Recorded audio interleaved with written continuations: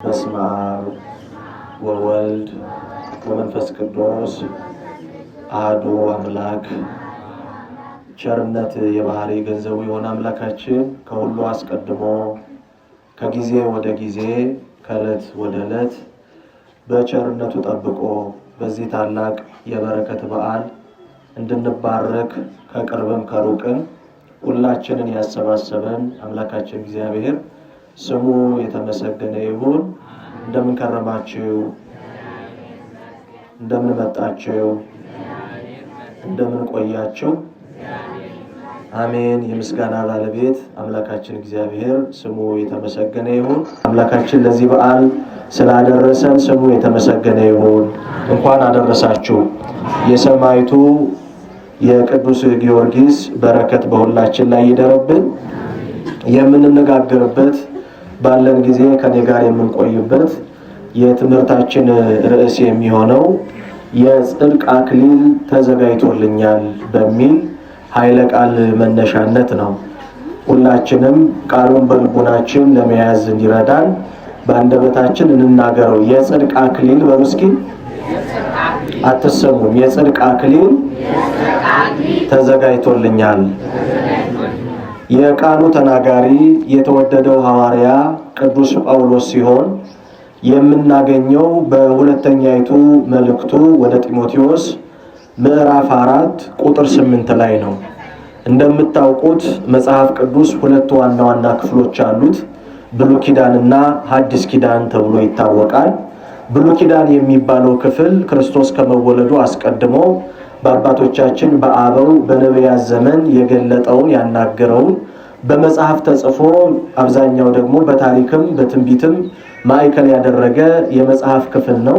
እሱ ብሉይ ኪዳን ይባላል። ሐዲስ ኪዳን የምንለው ከጌታችን ልደት ወደዚህ የጌታችንን መወለድ፣ መጠመቁን፣ መሰቀሉን፣ ሞትን በሞቱ ድል አድርጎ መነሳቱን፣ ማረጉን፣ በአብ ቀኝ መቀመጡን ከዛም በኋላ ደግሞ የእርሱ የሆኑት ሐዋርያቱ ደቀ መዛሙርት የእውነት ወንጌልን ይዘው በዓለም መበተናቸውን ለዓለም ወንጌልን መስበካቸውን የምናገኝበት፣ እነሱ ደግሞ በእግር የደረሱበትን በቃላቸው ያልደረሱበትን ደግሞ በጽሑፍ በመልእክታቸው ያስተማሩበት የሐዲስ ኪዳን ክፍል ተብሎ ይጠራል። ሐዲስ ኪዳን ይባላል።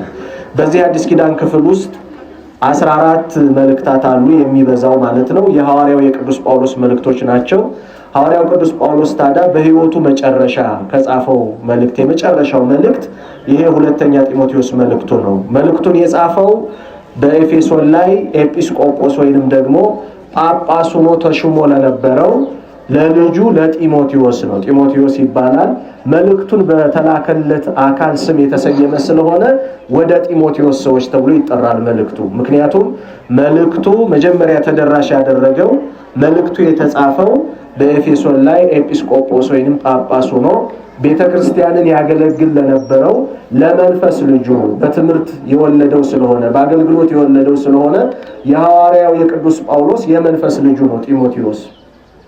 ይህንን መልእክት ግን ሲጽፍ የነበረበት ሁኔታ ምንድነው ካልን ይህ ሐዋርያው ቅዱስ ጳውሎስ እንደ ሐዋርያት ሁሉ መከራን እንደተቀበሉት በመከራና በተጋድሎ ያለፈ አባት እንደመሆኑ በመጨረሻው ሕይወቱ ሊያልፍ ባለበት ጊዜ በእስር ሆኖ የጻፈው መልእክት ነው። የእስር ቤት መልእክቶች ተብሎ የሚታወቁ መልእክቶች አሉት። ከነዚህ መልእክቶች መካከል አንዱ ደግሞ የመጨረሻው መልእክት ነው። ስለዚህ የስንብት መልእክት ተብሎ ይጠራል። ሐዋርያው ይህ ታላቅ አባት ወንጌልን በመስበክ ሃይማኖትን በማስተማሩ የተነሳ በዘመኑ ከነበሩት ነገስታት መካከል የኔሮን ቄሳር የሚባል የሮማ ንጉስ ስለነበር ጣዖት አምላኪ የአህዛብ ንጉስ ስለነበረ የክርስቶስን ስም አንስቶ ሰማያዊ ንጉስ አለኝ በማለቱ ሃይማኖትን በማስፋቱ የተነሳ ሐዋርያው ቅዱስ ጳውሎስ 2 ጊዜ ለእስር ተዳርጓል። ይሄ ሁለተኛው የመጨረሻው እስር ሲሆን ሮም ውስጥ ታስሮ በነበረበት ወቅት ሕይወቱ ሊያልፍ ጥቂት ጊዜ እንደቀረው እግዚአብሔር ስለገለጠለት በአገልግሎት ላይ ያለው የመንፈስ ልጁ እርሱ ባለፈበት የተጋድሎ መንገድ ጸንቶ እንዲኖር ለማስቻል የስንብት መልእክቱን ይጽፍለታል። ይሄ ወደ ጢሞቴዎስ የላከው የስንብት መልእክት ይባላል። የመጨረሻ መልእክቱ ነው። በእስር ሆኖ ነው የጻፈለት። ታዲያ ይህ የተወደደው ሐዋርያ በዚህ መልእክቱ ሲናገር ምን ይላል? በመስዋዕት እንደተዘጋጀ የኔም ሕይወት ያልፍ ዘንድ የሚሄድበት ጊዜ ደርሷል ብሎ ይጀምራል። ቁጥር 6 ላይ ልክ መስዋዕት እንደሚዘጋጀው አለ የኔም ሕይወት መስዋዕት ሆኖ የሚያልፍበት የማልፍበት የሚሄድበት ጊዜ ደርሷል ብሎ ይነግረዋል። ይሄ የሚሄድበት ጊዜ የሚለው ሞቱን ነው። እንግዲህ በአዲስ ኪዳን ክርስቶስ ሞትን በሞቱ ድል አድርጎ ለትንሣኤያችን በኩራት ሆኖ በመነሳቱ የተነሳ ለክርስቲያኖች ሞት መሻገሪያ እንጂ መጨረሻ አይደለም። የክርስቲያኖች ሞት የነፍስና የሥጋ መለያየት የሕይወት ፍጻሜ አይደለም። ምን አለ? ከሞት ባሻገር ክርስቶስ ሁለተኛ በሚመጣበት ጊዜ ሙታን ሁሉ ይነሳሉ። በመቃብር ያሉት ሁሉ የእግዚአብሔር ልጅ ድምጽ የሚሰሙበት ጊዜ ይመጣል። መልካም ያደረጉ ለሕይወት ትንሣኤ፣ ክፉ ያደረጉ ደግሞ ለፍርድ ይነሳሉ ብሎ የቃሉ ባለቤት ራሱ ክርስቶስ ሰዎች ሙተው እንደማይቀሩ ተናግሯል። ሙተው አይቀሩም። ሰው የሆነው ሁሉ ሙቶ አይቀርም። በመነሳት ሁሉም ሰው ነው የሚነሳው። የምንለያየው ከተነሳን በኋላ በምንኖረው ኑሮ ነው። ለዚህ ነው በዮሐንስ ወንጌል ምዕራፍ 5 ቁጥር 22 ላይ ስናነብ ጌታችን ሲናገር መልካምም ያደረጉ ክፉም ያደረጉ ምን ይላሉ አለ? ይነሳሉ። ነገር ግን መልካም ያደረጉ የሚነሱት ለሕይወት ነው። በብርሃናዊ ሕይወት፣ በዘላለም ሕይወት ከእግዚአብሔር ጋር ለመኖር ነው። ምን ስላደረጉ? በሕይወታቸው መልካም ስላደረጉ። ክፉ ያደረጉ ደግሞ ለፍርድ ይነሳሉ። ለዚህ ነው የተወደደው ሐዋርያው ሲናገር ሁለተኛ ቆሮንቶስ መልእክቱ ላይ ምዕራፍ 5 ላይ እያንዳንዳችን በሥጋችን ወራት ክፉም ይሁን በጎ እንዳደረግን እንቀበል ዘንድ በብድራት በክርስቶስ የፍርድ ወንበር ፊት ልንገለጥ ይገባናል ይላል። ተመልከቱ። ስለዚህ የተወደደው ሐዋርያ በክርስቶስ ያመነ ስለሆነ ሞት በሱ ላይ ስልጣን እንደሌለው ስለተረዳ የሚሄድበት ጊዜ ደርሷል። በሌላኛው መልእክቱም ልሄድ ከክርስቶስ ጋር ልኖር እናፍቃለሁ ብሎ ተናግሯል። ለምን? ለክርስቲያኖች ሞት ወደ እግዚአብሔር መሄጃ መንገድ እንጂ የሕይወት ማብቂያ አይደለም።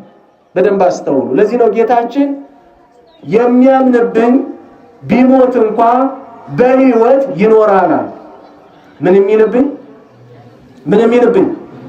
አያችሁ፣ ክርስቶስን ያመንነው ለከንቱ አይደለም። ክርስቶስን ስሙን የምንጠራው ለከንቱ አይደለም። በስሙም ክርስቲያኖች ተብለን የተጠራ ነው ለከንቱ አይደለም። ከሞት የሚያስነሳን እርሱ ስለሆነ ነው። ይሄን ደግሞ ከሞተ 4 ቀን በሆነው ሬሳ ተብለው በገዛ ወገኖቹ ሸቷል ተብሎ 4 ቀን ሆኖታል ተብሎ በመቃብር ውስጥ ተገንዞ በወረደውና በተተው በአልዓዛር መቃብር ፊት ቆሞ ጌታ አልዓዛር ና ብሎ በማስነሳት እርሱ በሞት ላይ ስልጣን ያለው ጌታ መሆኑን በትምህርቱ ትንሣኤና ሕይወት ነው በማለት ብቻ ሳይሆን በድርጊቱም ትንሣኤና ሕይወት መሆኑን ሙት በማስነሳት አረጋግጧል። ምን በማስነሳት? የሞተውን 4 ቀን ያደረገውን ይሸታል የተባለውን ምንም ነገር ሳያደርግ በቃሉ ብቻ ና ብሎ ነፍሱን ከሲኦል ስጋውን ከመቃብር ጠርቶ ስጋና ነፍሳችሁ ቢለያይም ድጋሚ በመመጣ ጊዜ ነፍሳችሁን ካለችበት ስጋችሁንም ካለበት ጠርቼ የማስነሳችሁ እኔ ነኝ ሲል ከሞት 4 ቀን የሆነውን አልዓዛርን ከሞት አስነስቶታል። ስሙ የተመሰገነ ይሁን። ይሄ የሚነግረን ነገር ምንድነው? ሰው እንደመሆናችን ሟቾች ነን። ክርስቲያን እንደመሆናችን ግን ምን አለን? ትንሣኤ አለን። ክርስቲያኖች ሞትን አይደለም የሚፈሩት፣ ከእግዚአብሔር የሚለያቸውን ክፉ ኃጢአት፣ ክፉ ድርጊት፣ ወንድምን መጥላት ነው የሚፈሩት። ለምን? ከእግዚአብሔር የሚለይ አይደለም። ይሄ የሥጋ ሞት ከእግዚአብሔር አይለይም። ለዚህ ነው ጌታችን በዕለተ ዓርብ በግራና በቀኝ እንደምታውቁት ከእርሱ ጋር የተሰቀሉ ወንበዴዎች ነበሩ። በቀኝ በኩል የተሰቀለው ወንበዴ በክርስቶስ እየሆነ ያለውን ነገር ተረዳና አየና በመንግስት በመጣ ጊዜ አስበኝ ብሎ ጸለየ። እርሱ ደግሞ የሚለምኑትን ቸል የማይል የትናንት በደልና ኃጢአትን አይቶ አልሰማም የማይል ጌታ መመለስን ብቻ የሚመለከት ስለሆነ ጸሎቱን ሰማና ዛሬ ከኔ ጋር በገነት ትሆናለህ አለው። ዛሬ የሚልበት ቀን ይሄ ሰው ነፍሱ ከስጋው የምትለይበት ጊዜ ነው። ክርስቶስ ዛሬ የሚልበት ቀን ነፍሱን ለሞት አሳልፎ የሚሰጥበት ጊዜ ነው። ግን በየት እንኖራለን አለው? በገነት። አያችሁ። ስለዚህ የስጋ ሞት ከማን አይለይም? ከማን አይለይም? ከእግዚአብሔር አይለይም። ጥላቻ፣ ክፋት፣ ኃጢአት፣ በደል፣ ሟርት ነው ከእግዚአብሔር የሚለየው። ስለዚህ ቅዱስ ጳውሎስ ምን አለ? የሚሄድበት ጊዜ ደርሷል። አይገርም? ሞትን መሄጃ መንገድ፣ ሞትን መሻገሪያ ድልድይ ያደረገና የሚሄድበት ጊዜ ደርሷል አለ። ቀጠለና እንዲህ ብሎ ተናገረ። ሶስት መሰረታዊ ነገሮችን ይናገራል። እንግዲህ ርዕሳችን ምንድነው? የጽድቅ አክሊል ምን ብሎልኛል ነው። የጽድቅ አክሊል ምን ብሎልኛል? ተዘጋጅቶልኛል የሚል ነው። ሐዋርያው ቅዱስ ጳውሎስ የጽድቅ አክሊል ተዘጋጅቶልኛል የሚልባቸው ሶስት መሰረታዊ ምክንያቶች አሉት። ስንት ምክንያቶች? በደንብ ያዙ እነዚህን። ስንት ምክንያቶች? ሶስት። ይሄ የጽድቅ አክሊል ከእግዚአብሔር የሚገኝ ሽልማት ነው። ይሄ የጽድቅ አክሊል ከእግዚአብሔር የሚሰጥ ብርሃናዊ፣ ሰማያዊ፣ መንፈሳዊ አክሊል ነው። ሐዋርያው ቅዱስ ጳውሎስ በዘመኑ ሯጮች ሩጠው ድል ካደረጉ በኋላ ካሸነፉ በኋላ የአበባ ጉንጉን አክሊል ተሰርቶ በራሳቸው ላይ ይደረግላቸው ነበር። እንደ ዘመናችን ሜዳሊያ አልነበረም የሚሸለሙት። በዘመኑ የነበሩ አትሌቶች በስፖርቱ መድረክ ካሸነፉ መጨረሻ ላይ የሚሸለሙት የከበረ የአበባ አክሊል ይሰራና በአደባባይ ራሳቸው ላይ ይጫንላቸዋል። ይሄ የማሸነፋቸው ድል የማድረጋቸው የክብር ሽልማት ነው። ታዲያ ሐዋርያው ቅዱስ ጳውሎስ ይህንን በአትሌቱ ያለውን ተጋድሎውን ሩጫውን መነሻ ያደርግና በዛ የሚሰጠው ያ የአበባ ጉንጉን የሚጠፋ የሚረግፍ የሚያልፍ ነው። እሱ ግን ምን አለ? እኔ ከእግዚአብሔር የማገኘው አለ የጽድቅ አክሊል ተዘጋጅቶልኛል። ሰማያዊ፣ መንፈሳዊ፣ ብርሃናዊ አክሊል ተዘጋጅቶልኛል አለ። ምክንያቱ ምንድነው? ሶስት ነገሮችን ይናገራል። የመጀመሪያው ሰናየ ገድለ ተጋደልኩ፣ መልካምን ገድል ስለተጋደልኩ ነው አለ። ይሄ የጽድቅ አክሊል የተዘጋጀልኝ ሰናየ ገድለ ዘተጋደልኩ፣ መልካም ገድልን ስለተጋደልኩ ነው። መልካም ተጋድሎን ስለታገልኩ ነው። መልካም ትግልን ስለታገልኩ በህይወቴ እግዚአብሔር የጽድቅ አክሊልን አዘጋጅቶልኛል አለ። እንግዲህ መቼም በምድር ላይ ብዙ አይነት ትግሎች አሉ ማለት ነው። ሰው ሹመት ለማግኘት የሚያደርገው ትግል አለ። ሰው ሀብት ለማግኘት የሚያደርገው ትግል አለ። ሰው በዚህ ምድር ላይ የተለያዩ ዓላማዎችን ከሰማይ በታች ይዞ የሚያደርገው የሚከፍለው ዋጋ አለ። ይህንን ግን ተጋድሎ መልካም ያደረገው ነገር ምንድነው ካለ ዓላማው ሰማያዊ ስለሆነ፣ ዓላማው እግዚአብሔር ስለሆነ፣ ዓላማው ጽድቅ ስለሆነ ሐዋርያው ቅዱስ ጳውሎስ በሕይወቱ ያደረገውን ተጋድሎ መልካም ተጋድሎ ብሎ ይጠራዋል። አንድን ተጋድሎ፣ አንድን መከራ፣ አንድን ትግል መልካም የሚያሰኘው ነገር ምንድነው ካልን ዓላማው ነው። እንግዲህ ሰማዕታት ብለን የምንጠራቸው በቤተ ክርስቲያናችን ምስክሮች ማለት ነው። በነጠላ ምስክር ማለት ነው። ምስክር ስንል እኛ በሕይወታችን እንደምናውቀው ያንድን ድርጊት መፈጸም አዎ ተፈጽሟል ለማለት፣ አይ አልተፈጸመም ለማለት በዳኛ ፊት ቀርበው የቃል ምስክርነት የሚሰጡ ሰዎችን ሁኔታን እናውቃለን። በቤተ ክርስቲያን አሁን በምንማረው ትምህርት ግን ምስክር ስንል በዓለም ፊት ስለ እግዚአብሔርና ስለ መንግስተ ሰማያት፣ ስለ ጽድቅና ስለ ዘላለም ሕይወት የመሰከሩትን ምስክር ነው። ምስክር ነው። ተረድቷችኋል? ሰማዕታት ስንል በምድር ላይ እንደምናውቀው በዳኛ ፊት ተቆሞ የአንድን ነገር መፈጸም ተፈጽሟል፣ አለመፈጸሙን ደግሞ አልተፈጸመም ለማለት የሚያደርጉትን ምስክር አይደለም። ሰማዕታትን ምስክሮች ስንል በዓለም ፊት፣ በማን ፊት? በዳኛ ፊት ሳይሆን በማን ፊት? በዓለም ፊት። ስለማን? ስለ እግዚአብሔር፣ ስለ ሃይማኖት፣ ስለ መንግስተ ሰማያት የሚያደርጉትን ምስክርነት ነው ምስክር የምንለው። በዓለም ፊት ስንል እንዲመሰክሩ ያስገደዳቸው ነገር ምንድነው ካልን በዘመናቸው አላውያን ነገስታት ራሳቸውን የሚያስመልኩ ጣዖትን የሚያስመልኩ ሰዎችን በገቢረ ኃጢአት ጠምደው የያዙ ከእግዚአብሔር መንግስት ያራቁ ስለነበሩ በእነዚህ ነገስታትና በዓለም ፊት ቆሞ ነገረ ሃይማኖትን እግዚአብሔር የሰማይና የምድር ፈጣሪ ነው፣ የሚታየውና የማይታየው ምድርና መላዋ የተፈጠረው በእርሱ ነው፣ እርሱ የዓለማቸው ዓለማት ነው፣ እርሱ ለፍጥረታት ሁሉ መጋቢ ነው፣ ላለውም መሰረት ለሚመጣውም ደግሞ ህልፈት እሱ ነው፣ ያለውን ያስገኘ ዓለምን ደግሞ የሚያሳልፍ እሱ ነው። ስለዚህ እናንተ ልትመለኩ አይገባም። ያቆማችሁትም ጣዖት ሐሰት ነው። ዓይን እያለው የማያይ፣ ጆሮ እያለው የማይሰማ፣ እጅ እያለው የማይዳስስ፣ እግር እያለው የማይራመድ በሰው እጅ የተሰራ ከድንጋይ ከእንጨት የተሰራ ብዙ ሰዎች ያመልኩ ነበር። በእነሱ ዘመን ይህንን በሚፈጽሙ ሰዎች በሚያስፈጽሙ ነገስታት ፊት ቆሞ ፈጣሪ እግዚአብሔር ነው፣ አምላክ እግዚአብሔር ነው፣ የሚመለክ እግዚአብሔር ነው ማለት ዋጋ የሚያስከፍል ነበር። ተመልከቱ፣ ሹመት ያላቸው ነገስታት ናቸው። ሐሰቱን የሚከተሉት በርካታ ህዝቦች ናቸው። ያ ዘመን ያለማወቅ ዘመን ነው። በተለይ ዘመነ ሰማዕታት የብዙዎች ክርስቲያኖች ደም እንደ ወንዝ ጅረት የፈሰሰበት ዘመን ነው። እንደምታውቁት በዓለም አቀፍ ደረጃ የቤተ ክርስቲያን ዋና ዋና ዘመኖች ተብለው የሚታወቁ ዘመኖች አሉ። የመጀመሪያው ዘመን ዘመነ ክርስቶስ ይባላል። ከአንደኛ እስከ 33 ዓመት ድረስ ያለው ዘመነ ማን ይባላል? ዘመነ ማን ይባላል? ዘመነ ክርስቶስ ይባላል። ከአንደኛ እስከ 33 ዓመት ያለው። ሁለተኛው ዘመነ ሐዋርያት የሚባለው ከ33 እስከ 70 ዓመት ያለው ዘመነ ሐዋርያት ይባላል።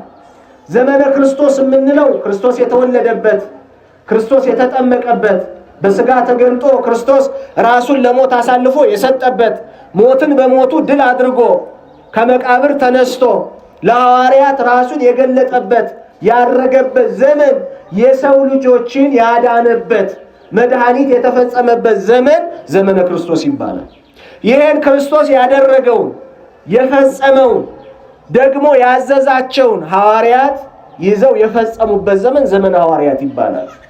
አሕዛብን እንዲያስተምሩ እንዲያጠምቁ የብርሃን ወንጌልን በእጆቻቸው ልኮ ሂዱ ወደ ዓለም ወደ ተኩላው ዓለም ሂዱ ብሎ በወንጌል ጨውነት አልጫ የሆነውን ዓለም እንዲያጣፍጡ በወንጌል ብርሃንነት ጨለማ የሆነውን ዓለም እንዲያበሩ የተላኩ ሐዋርያት ያስተማሩበት፣ የተጋደሉበት፣ መከራ የተቀበሉበት፣ ሰማዕታት የሆኑበት ዘመን ነው። ዘመነ ሐዋርያት ይባላል። ይሄ ሶስተኛው ዘመን ከዚህ ከ70 ዘመን ጀምሮ እስከ 166 ዓመት ያለው ዘመን ዘመነ ሐዋርያነ አበው ይባላል። ሐዋርያት ያስተማሯቸው፣ ያስከተሏቸው የሐዋርያት ደቀ መዛሙርት መጻሕፍትን የጻፉበት፣ ያስተማሩበት፣ ቤተክርስቲያንን የመሰረቱበት፣ ሃይማኖትን ያጸኑበት ዘመን ነው። ይሄ ሶስተኛው ዘመን። አራተኛው ዘመን ዘመነ ሰማዕታት ተብሎ የሚጠራው ከ166 ጀምሮ እስከ 313 ዓመት ድረስ ያለው ዘመነ ሰማዕታት ይባላል። የምስክሮች ዘመን ለምን ተባለ? ያ ዓመት ብዙዎች የሮም ነገስታት ራሳቸውን እንደ አማልክት እየቆጠሩ የሚያስመልኩበት ዘመን ስለነበረ ያ ዘመን አብዛኛው በሮም መንግስት ስር ያለው ህዝብ ጣዖት የሚያመልኩበት እግዚአብሔርን የማያውቁበት ዘመን ስለነበር በዛ ዘመን ተነስቶ ቄሳር ንጉስ በሚባልበት መንግስት ውስጥ ቄሳር ሳይሆን ንጉስ ጌታ ነው ብሎ መመስከር፣ ጣዖት በሚመለክበት በዛ የጨለማ ዓለምና ዘመን ውስጥ ብርሃን የሆነውን እግዚአብሔርን፣ ብርሃን የሆነች ሃይማኖትን መስበክ፣ ማስተማር አንገትን ለስለት ሰውነትን ለሳት ሕይወትን ለሞት አሳልፎ መስጠት ነው። ዘመኑ ያ ዘመን አስጨናቂ ዘመን ነበር። ከዚህ የተነሳ ብዙዎች ክርስቲያኖች አንገታቸውን ሳይሰስቱ ለስለት የሰጡበት ዘመን ነው። ደማቸው እንደ ዝናብ እንደ ጅረት ወንዝ የፈሰሰበት ዘመን ነው። ሰውነታቸውን በተለኮሰ በነደደ በእሳት ጉድጓድ ውስጥ ታስረው በጭካኔ ያስወረወሩበት የተወረወሩበት ዘመን ነው። ከአናብስት ጋር የታገሉበት ዘመን ነው። ለተራቡ አናብስት እየተጣሉ ራሳቸውን መስዋዕት አድርገው የሰጡበት ዘመን ነው። ብዙዎች ያ ዘመን ያለፉበት ሰማዕትነት የተቀበሉበት ስለሆነ ዘመነ ሰማዕታት ይባላል። ዘመነ ምን ይባላል? የመጨረሻው ዘመነ ሊቃውንት የሚባለው እስከ 451 ያለው ጉባኤ የተሰራበት ቤተክርስቲያን ለስህተት ትምህርት በጉባኤ መልስ የሰጠችበት ሊቃውንት የተነሱበት ወርቃማ ዘመን የሚባለው ያ ነው። በዚህ ዘመን ግን አብዛኞቹ ሰማዕታት የተገኙበት ዘመን ነው ይሄ ዘመን። ለምሳሌ ዛሬ የምናከብረው በተጋድሎ ጽናት እንደ ሰማይ ከዋክብት ክብሩ የበዛለት እግዚአብሔር ስሙን ለሚጠሩ ሁሉ ክብርና ሞገስ እንዲሆን ቃል ኪዳን የተሰጠው ሰማዕቱ ቅዱስ ጊዮርጊስ የተወለደው በዘመነ ሰማዕታት ነው። በ277 ዓመተ ምህረት ተወለደ። በማን ዘመን?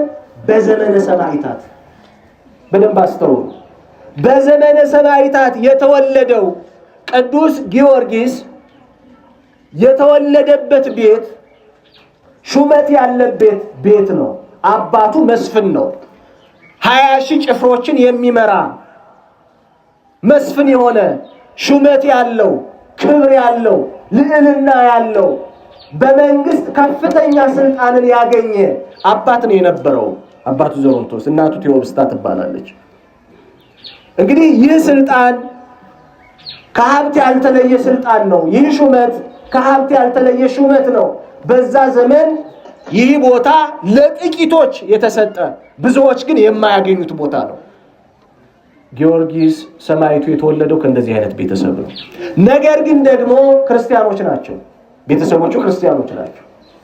የክርስትናውን ትምህርት ገና በለጋነት ዕድሜው ከእናቱ ምግብ ጋር አብሮ እየተመገበ ያደገ ነው። ወላጆች በልጆች አስተዳደግ ያለን ሚና ቀላል አይደለም። ዛሬ ብዙዎቻችን የምንባረክበትን የሰማዕቱን የሰማዕትነት ገድል ስናስብ ለዚህ ተጋድሎ ያበቃው ከአደባባዩ በፊት በጓዳ የተሰራበት ስራ ነው። በተለይ እናቱ፣ ምክንያቱም ገና በለጋ ዕድሜው በ10 ዓመቱ ነው አባቱ ያለፈው። እናቱ ግን ነገረ ሃይማኖትን እግዚአብሔርን እንዲያውቅ በጥንቃቄ ክርስትናውን ተረድቶ እንዲያድግ አስተምራን ያሳደገችው። ወገኖቼ ዛሬ ያለን ወላጆችስ ምንድነው ልጆቻችንን እየመገብናቸው ያለነው? ብዙዎቻችን በአንደበታችን ከምንናገረው ንግግር በላይ ልጆቻችንን ለማባበል ያለ ዕድሜያቸው የምንሰጣቸው ነገር ብዙ ልጆችን እየገደለ ነው። ዛሬ በጣም ለጋ ዕድሜ ላይ ያሉ ልጆች አሁን የያዙት ስልክ እኮ ያስፈራል። በጣም ገና በለጋነት ዕድሜያቸው ስማርትፎን የያዙ ወጣቶች ህፃናት አሉ፣ ገና ምኑንም ሳያውቁት።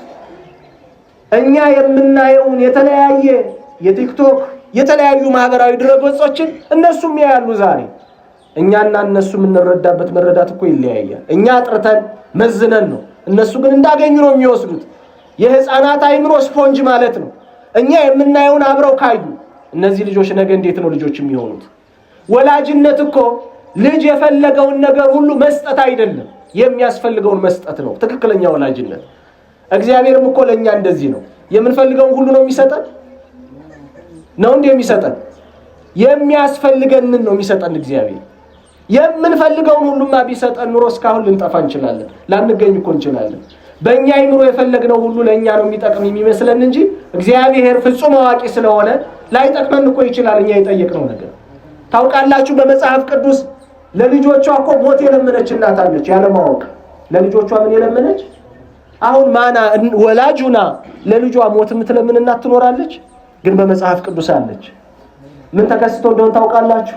ወደ ኢየሩሳሌም እንወጣለን፣ የሰው ልጅን ከምድር ከፍ ከፍ ያደርጉታል፣ የሰው ልጅ ከምድር ከፍ ከፍ ባለ ጊዜ ሁሉን ወደ እኔ ስባለሁ እያለ ክርስቶስ ሲያስተምር እርሱን ከተከተሉ ሰዎች መካከል አንዷ ቀረብ ባለችና ልጆቿም አብረው ስለነበሩ ወደ ኢየሩሳሌም እንወጣለን ሲል አብዛኛው አይሁዳዊ መሲህ ክርስቶስ ሲመጣ መንግስት ይመሰርታል፣ የዳዊትን ድንኳን ያነሳል፣ ዙፋን ይኖረዋል፣ ይነግሳል ብለው ስለሚጠብቁ እርሱ ወደ ኢየሩሳሌም እንወጣለን ሲል ጠጋለችና እንግዳስ ወደ ኢየሩሳሌም ከወጣ ልትነግስ ሆኗል።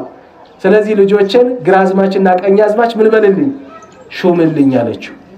ክርስቶስ እየተናገረ ያለው ወደ ኢየሩሳሌም እንወጣለን፣ የሰውን ልጅ ከምድር ከፍ ከፍ ያደርጉታል እያለ ያለው መስቀሉን ነው። መስቀሉ ከምድር ከፍ ብሎ አይደል የተተከለው? የተሰቀለው ክርስቶስ ከምድር ከፍ ባለ መስቀል ላይ አይደል? ክርስቶስ እያወራ ያለው ስለ ሞቱ ነው እያወራ ያለው። መስቀሉ የሚተከለው በኢየሩሳሌም ነው። ክርስቶስ ደግሞ ራሱን አሳልፎ የሚሰጠው በመስቀል ላይ ነው። እሱ የሚነግስበት ዙፋን መስቀል ነው። ለነዚህ ሰዎች ግን አልተረዳቸውም። ለዚህች ወላጅ ግን ጠጋለችና እንግዳማ ከፍ ከፍ ካልክ ልትነግስ ነው ማለት ነው። ስለዚህ ለልጆቼ በቀኝና በግራ መሆንን ምን በል። በዛ ደግሞ ስርዓት ያው አንድ ሰው ሲሰቀል ብቻውን አይሰቀልም። አብረው የሚሰቀሉ በግራና በቀኝ አሉ። ይችል ሴት ምን እየለመነች ነበር? አብረው ልጆቿ ከሱ ጋር ምን እንዲሉ እንዲሰቀሉ ሞታቸውን ነበር እየለመነች ያለችው። ጌታችን ምን አላት? የምትለምኑትን አታውቁምና ምን ትላላችሁ? ትስታላችሁ። ምን ልላችሁ ፈልጌ ነው? እውነተኛ ወላጅነት ልጆች የሚፈልጉትን ነገር ሁሉ መስጠት አይደለም። ልጆች በለጋ አይምሯቸው መርዝም እኮ ሊፈልጉ ይችላል። አያውቁም። የሚያጠፋቸውን ሁሉ ሊፈልጉ ይችላሉ። እውነተኛ ወላጅነት ለልጅ የሚያስፈልገውን ማድረግ ነው። ቅዱስ ጊዮርጊስ እናቱ በትክክለኛ የወላጅነት ሚና ነገር ሃይማኖትን ነገር እግዚአብሔርን እያስተማረች ስላሳደገችው ዛሬ ለብዙዎቻችን በረከቱ ነው። ወገኖቼ ተውትና እኛ ዛሬ ማስተማር ቢያቀተን ልጆቻችሁ ወደ ሰንበት ትምህርት ቤት ላኩ። ሰንበት ትምህርት ቤት ነገር ሃይማኖት ትምህርት እየተሰጠ ነው፣ ነገር እግዚአብሔር ይሰጣል ሲባል ስንቶቻችንን ልጆቻችንን የምንልከው? እግዚአብሔርን አውቆ ያደገ ልጅ አባቱን ያከብራል፣ እናቱን ያከብራል። እግዚአብሔርን ሳያውቅ ያደገ ግን አይደለም አባቱን አይደለም እናቱን እግዚአብሔርን አያከብርም። ልጆቻችን ለእኛ ልጆች እንዲሆኑ ከፈለግን መጀመሪያ የእግዚአብሔር ልጆች እናድርጋቸው። አብርሃም ይስሐቅን የመሰለ ልጅ ያገኘው እርሱ መጀመሪያ ለእግዚአብሔር ታዛዥ በመሆኑ ነው፣ ለእግዚአብሔር የተገዛ በመሆኑ ነው። ልጆቻችን ለኛ እውነተኛ ልጆች እንዲሆኑ ከፈለግን መጀመሪያ የማን ልጅ እናድርጋቸው? በሃይማኖት የማን ልጅ እናድርጋቸው? የእግዚአብሔር ልጅ እናድርጋቸው፣ የቤተ ክርስቲያን ልጅ እናድርጋቸው። ስለዚህ እናቱ ነገር ሃይማኖትን አሳድጋ ያስተማረችው አስተምራ ያሳደገችው ልጅ ነው ቅዱስ ጊዮርጊስ። ይሄን በደንብ መረዳት አለብን። ይህ ታላቅ አባት ገና በወጣትነት በለጋነት እድሜው ተጋድሎውን የጀመረ የአባቱን ስልጣን እንዲያደርግ፣ ምክንያቱም በዋናው ንጉስ ሹመት ስለሆነ እሱ የሚሰጠው እሱን ለመቀበል ሹመቱን ወደ ሮም በሄደበት ጊዜ የገጠመው ነገር ግን ሌላ ነው። በዛ መንግስት ስርዓት ውስጥ የሚሾሙት የሚያገለግሉት 70 ነገስታት ተብለው በያውራጃው የተሾሙት ሁሉ ጣዖትን የሚያመልኩ እግዚአብሔርን የማያውቁ ስመ ክርስቶስ እንዳይጠራ አዋጅን ያወጁ ነበሩ። ያ የሰማዕታት ዘመን ቅዱስ ጊዮርጊስ የተገኘበት ዘመን ነው ማለት ነው። ይህን ተጋድሎን ያከናወነበት ዘመን ነው። ሐዋርያው ቅዱስ ጳውሎስ መልካምን ገድል ተጋድያለሁ እንዳለ ይህንን የሃይማኖት መልካምን ገድል ሰማዕቱ ቅዱስ ጊዮርጊስ ገና በለጋነት እድሜው ነው የተጋደለው።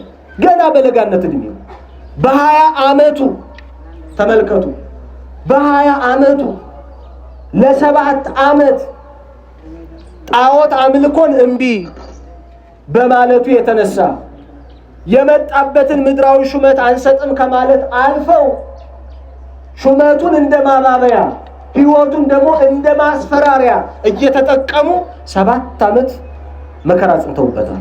7 ዓመት ሹመቱን እንደማባበያ ይሄን ብትል ለጣዖታችን ብትሰግድ እግዚአብሔርን ብትክድ ከዚህም በላይ እንሰጣለን እያሉ ሹመቱን እንደማባበያ ምድራዊ ሹመቱን እንደማባበያ ተጠቅመዋል።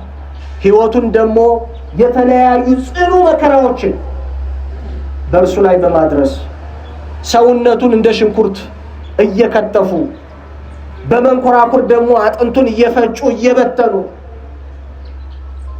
እሾሃማ በሆኑ በብረት ጫማዎች ላይ እግሩን እንዲያጠልቅ በማድረግ ደሙ እንደ ጅረት ገና በሕይወት እያለ እንዲፈስ በማድረግ በተለያየ መንገድ 7 ዓመት ስለ ሃይማኖት ስለ እግዚአብሔር ተጋድሎ አድርጓል። ከ7 ዓመት ውስጥ 3 ጊዜ ገደል ነው ብለዋል። 3 ጊዜ ገለውታል። የትንሣኤ ባለቤት እግዚአብሔር ደግሞ አስነስቶ ተአምሩን አሳይቷል። በእርሱ ላይ አፈር አደረግነው በተነው ሲሉ አስቀድሜም ከአፈር የፈጠርኩት እኔ ነኝ ከአፈር ሰብስቤ አስነሳዋለሁ ብሎ እግዚአብሔር ከአፈር የፈጠረ እርሱ ከተበተነበት አፈር በደብረ ይድራስ ሰብስቦ ጊዮርጊስን ሕያው አድርጎ ተአምሩን አሳይቷል። እግዚአብሔር ተመልከቱ። ጽኑ ተጋድሎ ነው ያደረገው 7 ዓመት ሙሉ። ስለዚህ ይሄ ተጋድሎ መልካም ገድል ይባላል። ስለማን የተፈጸመ ስለሆነ ስለ ሹመት አይደለም፣ ስለ ምድራዊ ሀብትና ስልጣን አይደለም፣ በምድር ላይ ስለሚገኝ ነገር የተደረገ ተጋድሎ አይደለም። ምንድነው የተጋድሎ ምክንያት? ደሙን ያፈሰሰው፣ ስጋውን የቆረሰው፣ ይህን ሁሉ መከራ በወጣትነት ዘመኑ የተቀበለው ስለማን ነው ካልን የሶርያው ፀሐይ ቅዱስ ኤፍሬም እንደነገረን በእንተ እግዚአብሔር ወበእንተ መንግሥተ ሰማያት ሰማይታት በእውነት ደማቸውን አለ ስለ እግዚአብሔር ስለ መንግሥተ ሰማያት አፈሰሱ አለ።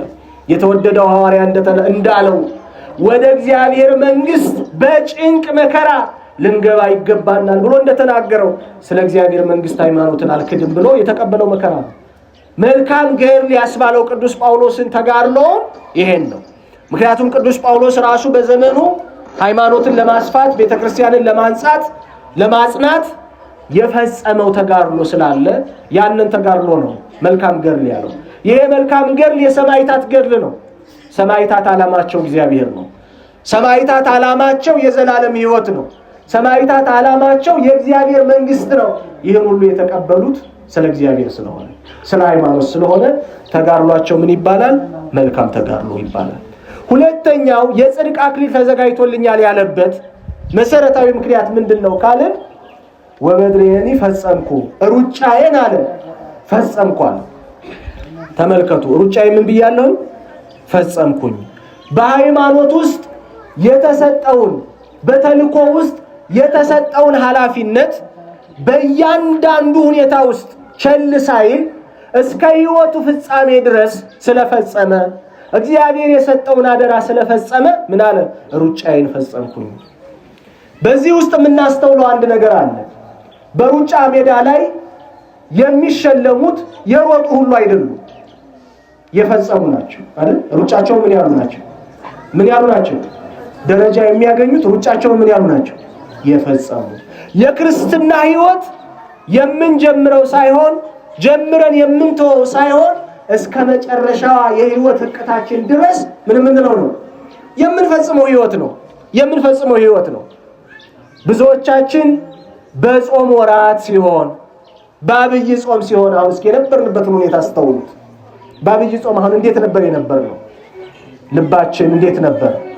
ጸሎታችን እንዴት ነበር? ቤተክርስቲያን መመላለሳችን እንዴት ነበር?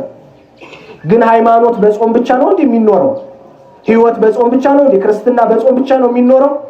በበዓለ ሃምሳስ ክርስትና የለም፣ ጸሎት የለም፣ ሕይወት የለም። ክርስትና የምንጀምረው ብቻ ሳይሆን የምንፈጽመው ሕይወት ነው። ለዚህ ነው እኮ አባቶቻችን እንዲህ ትላላችሁ አይደል? የዝንጀሮ እርሻ ምንድነው የምትሉት? የዝንጀሮ እርሻ እስከምን እስከ መጨረሻ ትላላችሁ አይደል? ለምን?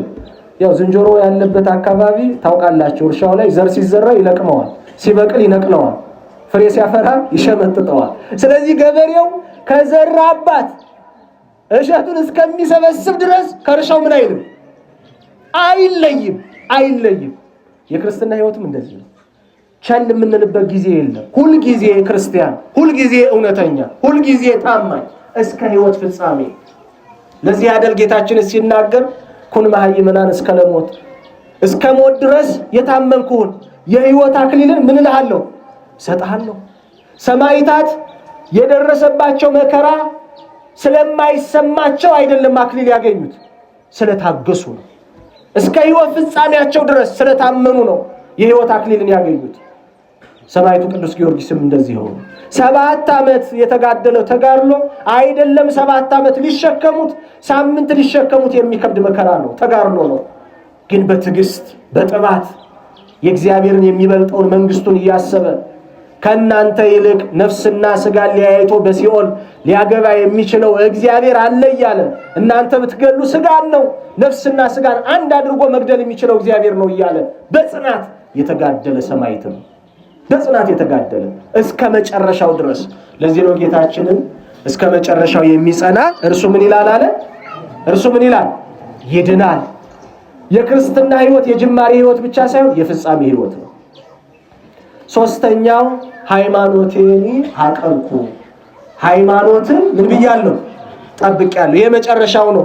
ሐዋርያው ቅዱስ ጳውሎስ አክሊል የጽድቅ አክሊል ተዘጋጅቶልኛል ያለበት የመጨረሻው ምክንያት ምንድነው ካልን ሃይማኖትን መጠበቅ። ሃይማኖት ይቀበሉታል፣ ሃይማኖትን ይጠብቁታል፣ ሃይማኖትን ያቀብሉታል። ሃይማኖትን እንቀበለዋለን፣ ሃይማኖትን እንጠብቀዋለን፣ ሃይማኖትን ደግሞ ለሚመጣው ለልጃችን ለትውልድ ምን እንለዋለን? እናቀብለዋለን። ሃይማኖት የሚጠበቀው ከምንድነው? ከጥርጥር፣ ከስህተት ትምህርት፣ እግዚአብሔርን ከመጠራጠር፣ ከእግዚአብሔር ሊለይ ከሚችል ከጥንቁልና፣ ከክፉ መንገድ ሃይማኖትን መጠበቅ። ሐዋርያ ቅዱስ ጳውሎስ ስለዚህ ነው ሃይማኖቴን ጠብቄያለሁ አለ። ስንቶቻችን አሁን በእግዚአብሔር ላይ ያለን እምነት የተጠበቀ ነው? ከጥርጥር የተጠበቀ ነው? ከጣዖት አምልኮ የተጠበቀ ነው? ከጥንቁልና የተጠበቀ ነው? ከክፉ ሐሳብ የተጠበቀ ነው? ሐዋርያው ቅዱስ ጳውሎስ ልክ ሶስቱን ነገሮች ተናገረና ይሄንን ስላደረኩ የጽድቅ አክሊል ወደፊት ምን ብሎልኛል አለ? ተዘጋጅቶልኛል። ዛሬ በሰማዕቱ በቅዱስ ጊዮርጊስ ቀን ስንሰበሰብ የምናከብረው በሰማዕትነት ተጋድሎውን የፈጸመበትን 7 የክብር የብርሃን ሰማያዊ አክሊልን የተቀበለበትን ነው የምናስበው። ዛሬ ምን የፈጸመበትን? የ7ቱን ዓመት ተጋድሎ ምን ያለበትን ፈጽሞ በሰማዕትነት በስለት በሰይፍ ምስክርነቱን የደመደመበት ሕይወቱ ያለፈበትን በዚህ በ7 ዓመት ተጋድሎ የተነሳ ደግሞ ስንት የብርሃን አክሊል? 7 የብርሃን አክሊል፣ 7 የጽድቅ አክሊል የወረደበትን የምናስብበት ነው። 7 መሆናቸው ለእያንዳንዱ ዓመት የመጀመሪያው ስንት ዓመት ነው የተጋደሉ? 7 ዓመት ስለተጋደለ እግዚአብሔር ይህንን የጽድቅ ሰማያዊ ብርሃናዊ አክሊል ስንት አድርጎ አወረደለት? 7።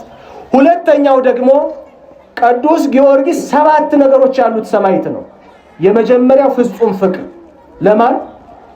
ለዓለም ወይስ ለእግዚአብሔር? አዎ ለእግዚአብሔር። ለዓለምማ ፍቅር ቢኖረው ኑሮ ሹመቱን እግዚአብሔርን ክዶ ምን ይል ነበር? ይቀበል ነበር።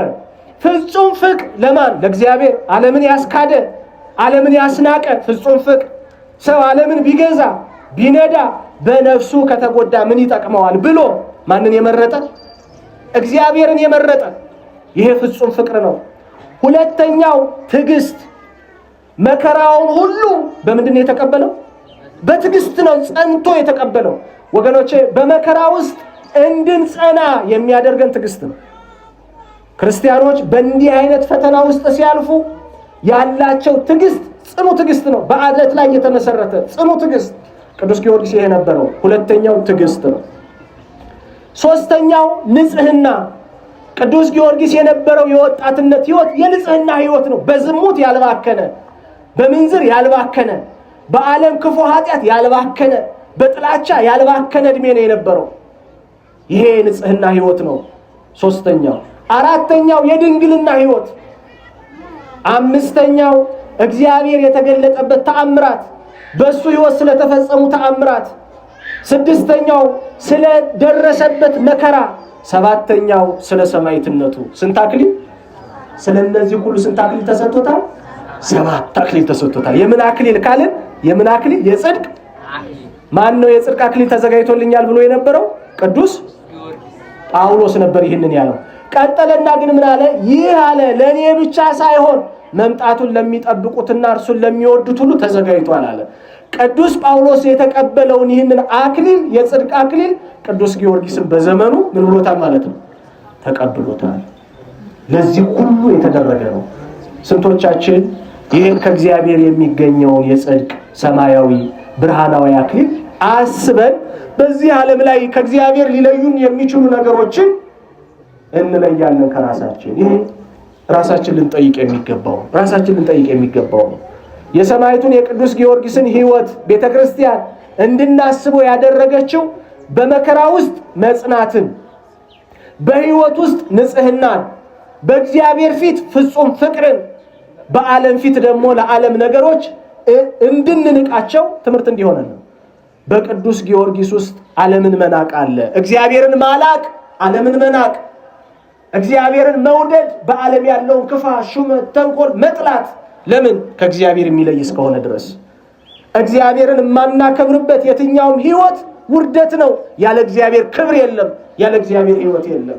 ስለዚህ የተወደደው ሐዋርያ የጽድቅ አክሊል ተዘጋጅቶልኛል እንዳለ በዚህ ዕለት ለተወደደው አባታችን ለሰማዕቱ ለቅዱስ ጊዮርጊስ 7 የጽድቅ የብርሃን የክብር አክሊል ምን አለው ማለት ነው ተሰጠው። ይህም ብቻ ሳይሆን ስሙ ሞገስን ያገኘ ስለሆነ ስምህን የሚያከብሩትን አከብራቸዋለሁ፣ ስምህን የሚባርኩትን እባርካቸዋለሁ፣ ለበረከቱን ብሎ ቃል ኪዳን ሰጠው። ልብላችሁ እግዚአብሔርን አመስግኑ። ተመልከቱ፣ ዛሬ አሁን እኛ ስንሰበሰብ ለከንቱ አይደለም። ስምህን የሚባርኩትን ስሜን አክብረሃልና አከብራቸዋለሁ፣ ስምህን የሚባርኩትን ስሜን በአደባባይ ባርከሃልና ባርካቸዋለሁ ብሎ በሰጠው ኪዳን ሁላችንም በረከት አግኝተናል። ደስ ይበለን በእውነት። ርዕሳችን ምን ነበር? የጽድቅ አክሊል ተዘጋጅቶልኛል። ስለዚህ እኛም በሕይወታችን ሃይማኖትን እንድንጠብቅ፣ መልካሙን ገድል እንድንጋደል፣ የክርስትና ሕይወታችንን እስከ ፍጻሜ ድረስ እንድንፈጽም አምላካችን ይርዳን። ከተወደደው ሰማዕት ከቅዱስ ጊዮርጊስ ረድኤት በረከት ምልጃና ጸሎት ሁላችንም ያሳትፈን። ወስብሐት ለእግዚአብሔር።